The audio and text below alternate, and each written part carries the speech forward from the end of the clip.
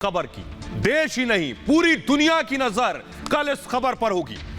मुलाकात होगी, महामुलाकात मोदी और पुतिन की, और इस मुलाकात के साथ ही दुश्मनों की नींद उड़ रही है, क्योंकि कल रूस के राष्ट्रपति व्लादिमीर पुतिन भारत आ रहे हैं और भारत में प्रधानमंत्री नरेंद्र मोदी और पुतिन के बीच मुलाकात होनी है। कई बड़ी डील होंगी जिस पर पूरी दुनिया की, अमेरिका, चीन, पाकिस्तान की नजर रहने वाली है। जरा रिपोर्ट देखिए।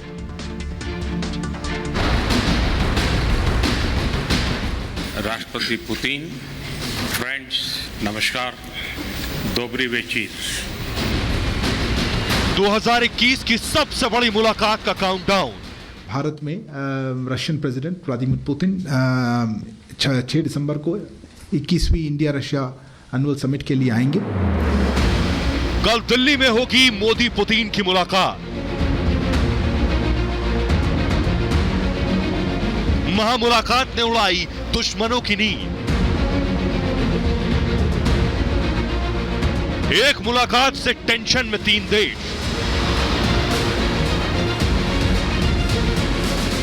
S-500 की डील हुई तो क्या होगा?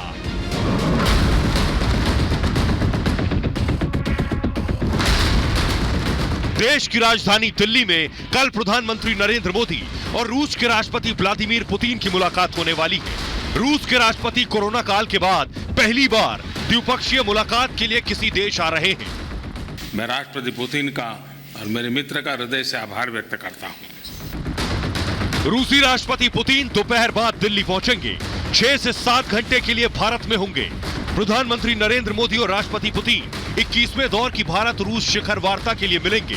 दोनों नेताओं के बीच मुलाकात शाम 5:30 बजे दिल्ली के हैदराबाद हाउस में होगी। इस दौरान दोनों नेताओं के बीच सीधी और अनौपचारिक बातचीत भी होगी। कोविड प्रोटोकॉल के मद्देनजर दोनों देशों की इस बातचीत में अधिकारियों की संख्या को बहुत ही सीमित रखा गया है। पुतिन सोमवार रात करीब 9:30 बजे वापस रवाना भी हो जाएंगे। भारत और अमेरिका की बढ़ती दोस्ती से चीन, पाकिस्तान बेचैन तो थे, लेकिन इस बात से खुश थे कि भारत और रूस की दूरी बढ़ रही है और अब रूस उनके पाले में आ गया है। लेकिन आज की रात जिनपिंग और इमरान की टेंशन बढ़ी हुई है कि मोदी और पुतिन में कल क्या डील होगी और ये दोस्ती उनके नापाक मंसूबे पर कहीं पानी तो नहीं फेर देगी। रक्षा जैसे स्ट्रेटेजिक एरिया में भी रूसी उपकरणों के स्पेयर पार्ट्स भारत में दोनों देशों के जॉइंट वेंचर्स द्वारा बनाने पर आज हुआ समझौता इंडस्ट्री को बढ़ावा देगा। मोदी और पुतिन की इस मुलाकात में कई रक्षा समझौतों पर दस्तखत होंगे और यही करार जिनपिंग और इमरान की नींद उड़ाने वाली है। पुतिन भी कई मौके पर भारत और रूस की दोस्ती को दुनिया के लिए जरूरी बता चुके हैं। We keep coordinating closely with on the international agenda. We cooperate within SCO, BRICS, the United Nations, G20. मुझे खुशी है कि हमें बार बार मिलने का मौका मिल रहा है। भारत रूस का सदाबहार दोस्त रहा है और ये दोस्ती कितनी गहरी है इसका अंदाजा इस बात से लगाया जा सकता है कि कोरोना काल में पुतिन की दूसरी विदेश यात्रा है और प्रधानमंत्री मोदी भी लगातार इस रिश्ते को और मजबूत करने में जुटे हैं। राष्ट्रपति पुतिन और मैं इस रिलेशनशिप को विश्वास और भागीदारी के जरिए सहयोग की नई ऊंचाइयों तक ले गए हैं। तो कल पूरी देश के लिए बहुत बड़ा दिन है। प्रधानमंत्री नरेंद्र मोदी और रूस के राष्ट्रपति व्लादिमीर पुतिन की मुलाकात होनी है कल। आपको पूरा दिन इस पर हम अपडेट दिखाएंगे, लेकिन सबसे पहले आपको दिखाने जा रहे हैं इस मुलाकात में होना क्या। देखिए जरा इस मुलाकात पर दुनिया की नजरें हैं। रूस में सोचिए जरा, रूस में कोरोना अपने चरम पर है और व्लादिमीर पुतिन हिंदुस्तान में है। पुतिन की यात्रा हिंदुस्तान में है। यूक्रेन से दूसरी तरफ टकराव चल रहा है। यूक्रेन ने बॉर्डर पर 70,000 सैनिक उतार दिए हैं रूस के सामने, लेकिन पुतिन भारत आ रहे हैं। अब सोचिए इस दौरे की अहमियत क्या होगी। 6 दिसंबर को पुतिन का ये 1 दिन का दौरा है। 1 दिन भारत में रहने वाले हैं। 6 घंटे के दौरे में पुतिन का ये बेहद व्यस्त कार्यक्रम है। सोचिए 6 घंटे का कार्यक्रम है। मोदी और पुतिन के बीच 1-to-1 मुलाकात होनी है, इसलिए इस मुलाकात पर नजर सबसे ज्यादा है। भारत रूस वार्षिक सम्मेलन में हिस्सा लेंगे व्लादिमीर पुतिन। और मोदी पुतिन में बायलैटरल टॉक्स जिसे आप कहते हैं द्विपक्षीय संबंधों पर चर्चा होगी। और पुतिन कोरोना के दौर में अब तक देश से बाहर द्विपक्षीय वार्ता पे नहीं निकले, लेकिन हिंदुस्तान आ रहे हैं प्रधानमंत्री मोदी से मिलने। दोनों देशों के बीच कई बड़े समझौते होंगे इस मुलाकात के दौरान। रक्षा, व्यापार और स्पेस से जुड़े हुए समझौते होंगे प्रधानमंत्री मोदी और पुतिन के बीच। S-500 बहुत बड़ी खबर यह है कि S-500 डिफेंस मिसाइल सिस्टम पर भी चर्चा होगी। S-400 डील पर पहले ही समझौता हो चुका है, लेकिन S-500 उसका अपग्रेडेड वर्जन है। भारत रूस के बीच 2+2 बैठक होगी, यानी रूस के विदेश मंत्री, रक्षा मंत्री भारत के विदेश मंत्री और रक्षा मंत्री के साथ मुलाकात करेंगे। यही है 2+2 बैठक, तो इसलिए यह अहम बैठक होने वाली है। आइए अब आपको बताने जा रहे हैं कि आखिर भारत क्या खरीदने जा रहा है, तोहफे में क्या मिलेगा पुतिन से। ये देखिए जरा, ये S-400 हिंदुस्तान पहले ये S-400 मिसाइल डिफेंस सिस्टम खरीद रहा था, लेकिन बड़ी खबर, ये आपको बड़ी ब्रेकिंग न्यूज दूं कि S-500 दिखाऊंगा जरा मैं। S-500 ये S-400 है जो भारत, ये S-500 उसका अपग्रेडेड वर्जन में आपको दिखा रहा हूं। कल जो बात होने वाली है S-400 पर तो समझौता हो गया। भारत चाहता है कि रूस S-500 जो बना रहा है वो S-500 भारत को मिल जाए। आइए आपको बताता हूं जरा S-400 और S-500 में फर्क क्या है और भारत की ताकत ये कैसे बढ़ाएगा। देखिए जरा, ये S-500 भला क्या है, ये आपके सामने आ गया है, निकल कर आया है। ये है S-500, इसी को कहते हैं मिसाइल डिफेंस सिस्टम। देखिए जरा, S-400 यानी जो पहले भारत का समझौता हुआ है, S-400 की रेंज है 400 किलोमीटर। 400 किलोमीटर तक दुश्मन को मार सकता है। S-400 के आधार पर ही बना है S-500। S-500 सबसे एडवांस एयर डिफेंस सिस्टम है और S-500 की रेंज देखिए जरा, 400 की 400 किलोमीटर, 500 की रेंज है 595 किलोमीटर, लगभग 600 किलोमीटर की रेंज है। 4 तरह की मिसाइलें लगी हैं। ये जो आप देख रहे हैं पीछे लॉन्चर्स, इसी से मिसाइलें दागी जाती हैं। 6 सेकंड में, सोचिए सिर्फ 6 सेकंड में आपने 1 2 3 4 5 6 काउंट किया और 200 किलोमीटर की रेंज तक यह पहुंच जाएगा 6 सेकंड्स में। 40 किलोमीटर से 595 किलोमीटर की रेंज है इस S-500 की। मिसाइलों को गिराने में सक्षम है। दुश्मन ने अगर चीन और पाकिस्तान से कोई मिसाइल दागी गई तो यह S-500 आसमान में ही उसे मार गिराएगा। 3 रडार इसमें लगे हुए हैं जो दुश्मन के हमले पर नजर रखेंगे। 30 किलोमीटर ऊपर ही टारगेट को तबाह कर देगा। पाकिस्तान और चीन से अगर कोई मिसाइल आ रही है 30 किलोमीटर ऊपर ही इसे गिरा देगा। अंतरिक्ष में सैटेलाइट गिरा सकता है, यानी सोचिए स्पेस में भी अगर किसी सैटेलाइट को मार गिराना है तो वो भी ताकत रखता है। और एक S-400 की कीमत है लगभग 500 की कीमत है लगभग 4,514 करोड़, यानी लगभग 14.5 करोड़। तो ये एक तोहफा हिंदुस्तान को मिलेगा। सोचिए भारत की ताकत क्या होगी। एक नहीं, दूसरा तोहफा देखिए जरा, ये दूसरा तोहफा ब्रह्मोस मिसाइल। भारत और रूस मिलकर ब्रह्मोस मिसाइल की रेंज बढ़ाने वाले। देखिए जरा आपकी टेलीविजन स्क्रीन पर ब्रह्मोस मिसाइल आप इस वक्त देख पा रहे हैं। इसकी रेंज रूस और भारत मिलकर बढ़ाने वाले हैं। आइए आपको बताएंगे कि आखिर ब्रह्मोस मिसाइल की जो डील होगी मोदी और पुतिन के दरमियान वो क्या होगी। दोनों देशों के रक्षा मंत्री भी मिलेंगे। यह है ब्रह्मोस मिसाइल जिसे आप देख रहे हैं। ब्रह्मोस का नया वेरिएंट भारत और रूस मिलकर बनाएंगे। रेंज देखिए जरा, इस मिसाइल की रेंज होगी 600 किलोमीटर तक, इसकी रेंज बढ़ा दी जाएगी। अब आप अंदाजा लगाइए इसकी रेंज का। अभी ब्रह्मोस की रेंज है 290 किलोमीटर, उसके बाद 600 किलोमीटर बढ़ा दी जाएगी। रेंज बढ़ाने से होगा क्या, भारत की ताकत और ज्यादा बढ़ जाएगी रक्षा क्षेत्र में। पाकिस्तान के कई शहर इस ब्रह्मोस मिसाइल की जद में आ जाएंगे। 9,800 किलोमीटर प्रति घंटे की रफ्तार होगी इसकी। सोचिए जरा, 9,800 किलोमीटर दुश्मनों के अवाक्स प्लेन को मार गिराएगा। अवाक्स मैं आपको बताऊं, जो प्लेन होता है दुश्मन का, उसके ऊपर एक सिस्टम लगता है, उसे अवाक्स कहते हैं। वो सिस्टम दुश्मन के प्लेन को अलर्ट और वार्निंग देता है किसी और के हमले की, ये उसे भी उड़ा देता है। एक साथ कई टारगेट पर निशाना लगा सकती है यह मिसाइल। और भारत रूस की नदियों के नाम पर ब्रह्मोस का नाम रखा गया है। ब्रह्मपुत्र और मोस्कोवा नदी के नाम पर इस मिसाइल का नाम रखा गया है। 2024 तक यह तैयार हो जाएगी। तो 2 गिफ्ट के बाद आइए आपको दिखाते हैं तीसरा गिफ्ट आपको दिखाने जा रहे हैं। ये है AK-203 राइफल। हिंदुस्तान ये राइफल भी रशिया से लेने वाला है। इससे पहले मैंने आपको बताया ये राइफल की जो काम है, जो बनना है, वो अमेठी में होगा। लेकिन कल इस राइफल पर भी बात होगी, क्योंकि पूरी दुनिया की नजर इस राइफल पर भी है। भारत के पास अब तक इंसास है, उसकी जगह लेगी ये राइफल। देखिए जरा, ये है AK-203। देखिए जरा, 7.5 लाख AK-203 इस राइफल की डील भारत और रूस के बीच होनी है। 5,000 करोड़ का यह करार है। जी हां, 5,000 करोड़। सबसे खतरनाक राइफल इसे माना जाता है AK-203 को। इसका वजन लगभग 3 किलो 800 ग्राम इसका वजन है और रेंज इसकी 800 मीटर की रेंज है और लंबाई 705 मिलीमीटर इसकी है। 600 गोलियां प्रति मिनट दागने की ये क्षमता रखती है, ये इसकी खासियत है। लेकिन सोचिए, पुतिन और मोदी मिलेंगे, ये बड़ी बड़ी डील्स होंगी, तो पूरी दुनिया की नजर होगी। देखिए जरा, इस मुलाकात पर नजर पूरी दुनिया की होगी। लेकिन कौन कौन टेंशन में होगा मैं आपको बताऊं। जो बाइडेन, शी जिनपिंग और इमरान खान की नजर होगी कि आखिर मोदी और पुतिन की जो मुलाकात है इसमें क्या होने वाला है।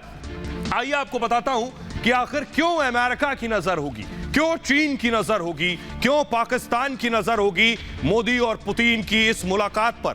देखिए जरा, आपको दिखाने जा रहा हूं। देखिए इस मुलाकात पर नजर क्यों होगी। एक तरफ आपको जो बाइडेन नजर आ रहे हैं, देखिए जरा, मोदी और पुतिन मिलेंगे तो जो बाइडेन क्यों देखेंगे, क्योंकि S-400 मिसाइल डिफेंस सिस्टम पर अमेरिका ने भारत पर दबाव बनाया। अमेरिका ने कहा आप रूस से S-400 नहीं ले सकते, लेकिन उसके बावजूद भारत ने समझौता किया।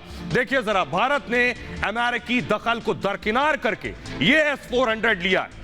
अमेरिका ने इसी डील पर टर्की पर बैन लगा दिया। आपको बताऊं कि रूस से टर्की ने यही S-400 खरीदा है और अमेरिका ने तुर्की पर बैन लगा दिया। लेकिन भारत ने अमेरिका के एतराज को दरकिनार कर दिया है। बैन के खतरे के बावजूद भारत ने समझौता कर लिया है और S-500 डील पर भी अमेरिका नाराज हो जाएगा।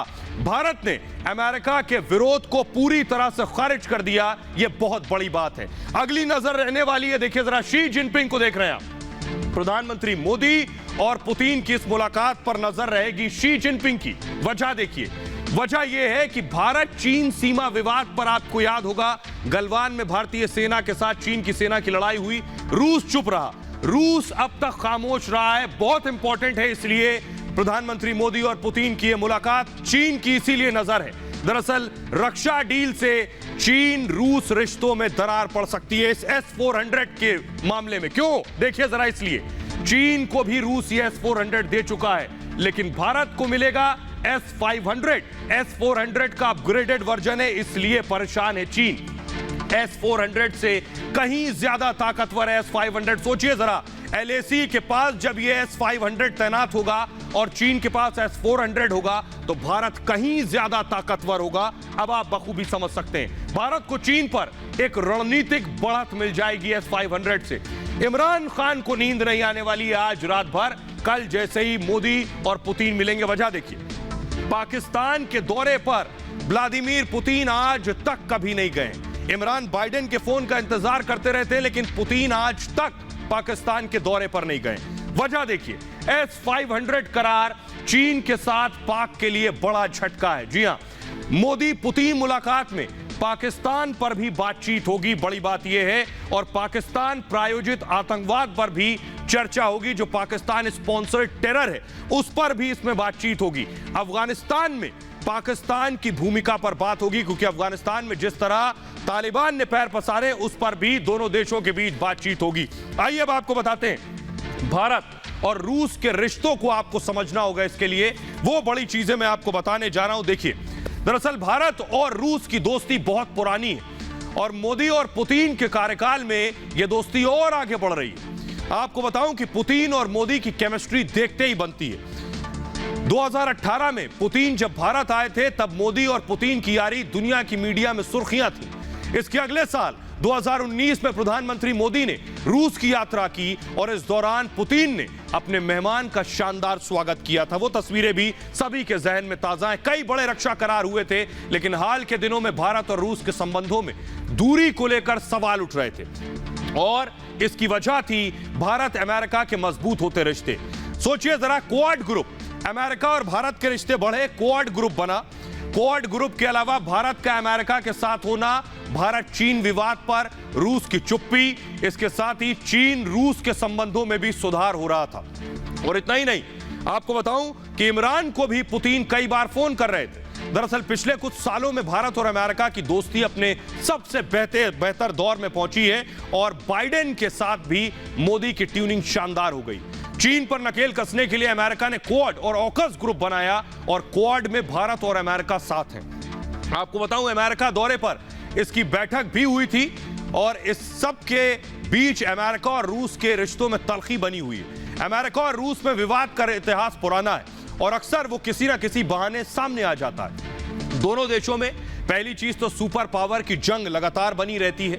भारत की अमेरिका से करीबी और चीन को घेरने की नीति के बाद जिनपिंग और पुतिन में दोस्ती गहराने लगी थी। चीन और रूस के रिश्ते एक बार फिर मजबूत होने लगे थे और इसी वजह से गलवान और एलएसी पर तनाव के बाद भी रूस ने चीन के खिलाफ कोई बयान नहीं दिया, जिससे भारत और रूस के बीच की जो दूरी है उसको लेकर अटकलें लगाई जा रही थी। और अमेरिका की नजरों से गिरने के बाद इमरान भी चीन की वजह से रूस के करीब पहुंचने की कोशिश कर रहे थे। भले ही पुतिन कभी पाकिस्तान नहीं गए हो, लेकिन पुतिन का फोन इमरान के पास आ रहा था। लेकिन कोरोना काल, नए वेरिएंट ओमाइक्रॉन और यूक्रेन से तनाव के बीच पुतिन के भारत दौरे से साफ है कि रूस के लिए भारत का क्या महत्व है और भारत और रूस की यारी स्थायी है और अमेरिका से दोस्ती का इस पर कोई प्रभाव नहीं पड़ता। तो इस बड़ी मुलाकात पर, महा मुलाकात पर कल दिन भर नजर रहेगी। आइए आगे बढ़ते हैं और आज की अगली बड़ी खबर आपको बताने जा रहे हैं। कान्हा की नगरी में, कृष्ण की नगरी में टेंशन हाई है। तनाव के पीछे वजह है ये शाही मस्जिद की तस्वीर मैं आपको दिखा रहा हूं। हिंदू संगठनों ने यह ऐलान किया कि वो शाही मस्जिद में जलाभिषेक करेंगे। इस मस्जिद में जलाभिषेक के ऐलान के बाद आपको बताऊं कि योगी की पुलिस और प्रशासन सतर्क हो गए। अगली तस्वीर मैं दिखाने जा रहा हूं। पूरे मथुरा में सिक्योरिटी हाई कर दी गई है, चप्पे चप्पे पर सुरक्षा हाई है। फुल स्क्रीन जरा दिखाऊं, मथुरा की तस्वीरें मैं आपको दिखा रहा हूं। मथुरा में सैकड़ों पुलिस कर्मी तैनात किए गए हैं। मथुरा की स्थिति आपको बता रहा हूं कि किस तरह सिक्योरिटी बढ़ा दी गई है। मथुरा में परिंदा भी पर नहीं मार सकता, स्थिति यह है क्योंकि ऐलान हिंदू संगठनों ने किया है कि वो जलाभिषेक करेंगे। लेकिन आपको बताऊं कि तनाव के पीछे वजह क्या है, बड़ी वजह मैं आपको बताने जा रहा हूं कि इस टेंशन के पीछे आखिर क्यों और किसने तनाव पैदा किया है। यह है आपके सामने वजह यह है, ये आप देख रहे हैं, ये जो मैं आपको दिखा रहा हूं, ये मॉडल आप देख रहे हैं, ये कृष्ण जन्म स्थान के नाम से भी जाना जाता है। ये शाही मस्जिद है और उसके बगल में मंदिर है। वजह है हिंदू संगठनों ने जलाभिषेक का ऐलान किया है कि वो इस पर जलाभिषेक करेंगे। जाके शाही ईदगाह मस्जिद में जलाभिषेक की घोषणा की और 6 दिसंबर को मस्जिद में जलाभिषेक का ऐलान किया। 6 दिसंबर को विवादित, आपको याद होगा, विवादित बाबरी ढांचा विध्वंस की बरसी भी है 6 दिसंबर को और हिंदूवादी संगठनों को गैर पारंपरिक कार्यक्रमों की तैयारी भी उन्होंने की है और विवादित परिसर में श्री कृष्ण की प्रतिमा को स्थापित भी करना चाहते हैं, उनकी यह भी मांग है। इसमें कौन कौन से संगठन है, देखिए, अखिल भारतीय हिंदू महासभा, इसके अलावा श्री कृष्ण जन्मभूमि निर्माण न्यास, श्री कृष्ण मुक्ति दल, ये वो संगठन है जिन्होंने मांग की थी। नारायणी सेना इसमें शामिल है। लेकिन आपको बताऊं कि उत्तर प्रदेश में मथुरा में ड्रोन से बाकायदा निगरानी की जा रही है। चप्पे चप्पे पर योगी की पुलिस मौजूद है और पूरी तरह से छावनी में तब्दील किया गया मथुरा को। देखिए जरा रिपोर्ट।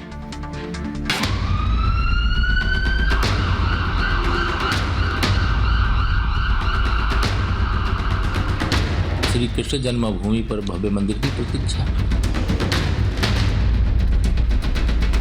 खाली पेट न होते भजन गोपाला।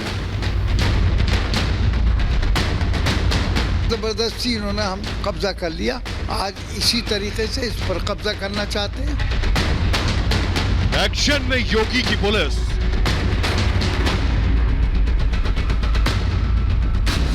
छावनी में बदला मथुरा। हर संदिग्ध व्यक्ति और गाड़ियों की नजर रखी जा रही है। चप्पे चप्पे पर खाकी का पहरा। यहाँ पर इस वक्त प्रशासन की मुस्तैदी तस्वीरों के जरिए आप देख सकते हैं। यूपी में विधानसभा चुनाव से ठीक पहले कृष्ण जन्मभूमि का मामला गर्मा गया है। कल 6 दिसंबर है। हिंदू संगठनों ने शाही मस्जिद में जलाभिषेक का ऐलान किया, जिसके बाद कृष्ण जन्मभूमि क्षेत्र को छावनी में तब्दील कर दिया गया है। योगी की पुलिस और प्रशासन अलर्ट मोड पर है। निगरानी के लिए ड्रोन को भी तैनात कर दिया गया है। कल का दिन बेहद महत्वपूर्ण होने वाला है। कोई भी अराजक तत्व कोई ऐसी हरकत ना करे, इसके लिए 140 से ऊपर ऐसे पॉइंट्स बनाए गए हैं जहां पर पहला मिलिट्री फोर्सेस, आरपीएफ और स्थानीय प्रशासन तैनात किया गया है, जबकि चप्पे चप्पे पर सीसीटीवी के जरिए या ड्रोन्स के जरिए इस वक्त नजर रखी जा रही है कि कृष्ण जन्म स्थान और शाही ईदगाह मस्जिद से सटे आसपास के इलाकों में भारी पुलिस बल की तैनाती की गई है। योगी की पुलिस बैरिकेडिंग लगाकर गाड़ियों को चेक कर रही है। श्री कृष्ण जन्मभूमि के पास मस्जिद की सुरक्षा के लिए पुख्ता इंतजाम किए गए हैं। इस इलाके को 4 सुपर जोन और 4 जोन के साथ 8 सेक्टरों में बांटा गया है। मस्जिद के सभी प्रमुख एंट्री मार्गों पर बैरिकेडिंग लगाई गई है। ट्रैफिक के रूट को डाइवर्ट कर दिया गया है। योगी की पुलिस की पूरी तैयारी है कि चुनाव से पहले उत्तर प्रदेश का माहौल कोई खराब न करने पाए। वही आपको बताने जा रहा हूं कि मथुरा में फिलहाल स्थिति क्या है। परिंदा भी पर नहीं मार सकता। योगी ने ये इंतजाम किए। देखिए जरा क्या तैयारियां की हैं योगी ने। योगी की पुलिस, योगी का प्रशासन, तैयारी आपके सामने है। ये आप देख रहे हैं वो परिसर मैं आपको दिखा रहा हूं और ये स्थिति है। मथुरा में धारा 144 लगा दी गई है। सबसे पहली चीज, लोगों की भीड़ इकट्ठा नहीं हो सकती। चप्पे चप्पे पर मथुरा में सुरक्षा के पुख्ता बंदोबस्त किए गए। हर गाड़ी की, हर वाहन की चेकिंग की जा रही है। कृष्ण की नगरी में घनी बस्तियों में बाकायदा ड्रोन उड़ रहे हैं। यूपी पुलिस के ड्रोन से निगरानी रखी जा रही है कि क्या कोई अराजक तत्व, असामाजिक तत्व तो नहीं घूम रहा है। इसके अलावा पुलिस पेट्रोलिंग की, पुलिस और पैरामिलिट्री वहां मॉक ड्रिल कर रही है। भारी संख्या में पुलिस तैनात है। विवादित स्थल पर, यह जो स्थल है, इस स्थल पर वाहनों पर रोक लगा दी गई है, खासतौर पर इस इलाके में। और अब देखिए जरा 2100 पुलिसकर्मी तैनात कर दिए गए हैं इस इलाके में। 8 एडिशनल एसपी, 8 एडिशनल एएसपी 8 तैनात किए गए। 16 डिप्टी एसपी तैनात कर दिए गए हैं। इसके अलावा 50 इंस्पेक्टर्स को तैनात किया गया इस इलाके में। 200 सब इंस्पेक्टर्स की तैनाती हुई है। हालात आप समझ सकते हैं। 10 सर्किल ऑफिसर यानी 10 सीओस को लगाया गया है। 1300 सिपाही लगाए गए हैं। इस पूरे इलाके में रैपिड एक्शन फोर्स तैनात कर दी गई है, जिसे आप आरएएफ के नाम से जानते हैं। 4 कंपनी पीएसी की लगा दी गई हैं। अब आप समझ सकते हैं सुरक्षा बंदोबस्त कितने चाक चौबंद है। 124 पॉइंट्स पर 124 पॉइंट चिन्हित किए गए हैं और इन 124 पॉइंट्स पर तैनाती की गई है। पुलिस फोर्स की, रैपिड एक्शन फोर्स की, पीएसी की और बाकी जो पैरामिलिट्री फोर्सेज हैं उन्हें तैनात किया गया है इन जगहों पर। आइए आपको बताने जा रहा हूं कि आखिर क्या ये हालात। सबसे पहले चुनाव नजदीक है। कुछ दिन पहले आपको बताऊं केशव प्रसाद मौर्य ने एक ट्वीट किया था। वो ट्वीट मैं दिखाने जा रहा हूं। केशव प्रसाद मौर्य का ट्वीट था, अयोध्या काशी भव्य मंदिर निर्माण जारी है, मथुरा की तैयारी है, जय श्री राम, जय शिव शंभू और जय श्री राधे कृष्ण। और इस ट्वीट के बाद हो हल्ला शुरू हुआ। मायावती ने ट्वीट किया, उसके बाद वो दिखाने जा रहा हूं। बीएसपी सुप्रीमो मायावती ने ट्वीट किया। उन्होंने लिखा, केशव प्रसाद मौर्य का चुनाव के मौके पर किया गया, अयोध्या और काशी में मंदिर निर्माण जारी है, अब मथुरा की तैयारी है। यह बीजेपी के हार की आम धारणा को पुख्ता करता है। कैसे इस पर सियासत हावी हो गई, कैसे केशव प्रसाद मौर्य से लेकर अखिलेश यादव, गिरिराज सिंह, सपा सांसद बर्क सब इस सियासत में कूद गए। सुनिए जरा। राम श्री कृष्ण की जन्मभूमि पर भव्य मंदिर बने, यह हर श्री कृष्ण जी के भक्त की इच्छा है, आकांक्षा है। मैं भी उस भाव को ही प्रकट किया हूं। लेकिन मैं श्री अखिलेश यादव जी और उन विपक्षी नेताओं से पूछना चाहता हूं, बताएं क्या श्री कृष्ण जन्मभूमि पर और भगवान श्री कृष्ण का भव्य मंदिर बनने का विरोध करते हैं कि समर्थन करते हैं? इस समय जनता के बीच में भारतीय जनता पार्टी के पास कोई बड़े काम नहीं है जिसको ले जा सके, इसीलिए जानबूझ करके मंदिर और भगवान का रास्ता अपना रहे हैं। भगवान के पास वही पहुंचता है जो तकलीफ में होता है, परेशानी में होता है। अस्मिता और सांस्कृतिक पहचान तो अयोध्या से है, काशी से है और मथुरा से है। इससे किसी को बुरा नहीं मानना चाहिए। भारत की अस्मिता की पहचान काशी, मथुरा और अयोध्या से है और ये भारत के सनातन काल से है।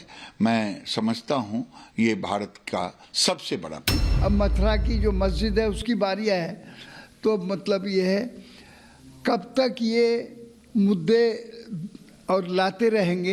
एक हमारे सामने हमारा मुल्क का आइन मौजूद है, आइन की खिलाफ वर्जी और जमहूरियत को खत्म करने की कोशिश की जा रही है इस देश के अंदर। बहुत अफसोस की बात।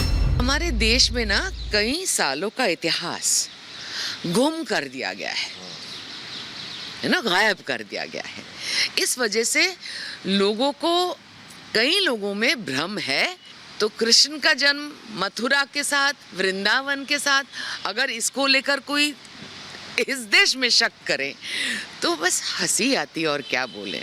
भगवान श्री राम का भव्य मंदिर तो बन ही रहा है, लेकिन ऐसे में यदि कोई मथुरा की बात कर देता है तो जिहादी समुदाय है वो बिलबिला जाता है। देखिए, मंदिर तो बन के रहेगा। भगवान श्री कृष्ण की जन्मभूमि को भी कोई रोक नहीं सकता। हार की, डर की बौखलाहट में कुछ इस तरीके से हो गए हैं कि कुछ भी कहते जा रहे हैं। मौर्य जी, मानसिक संतुलन बना के रखिए।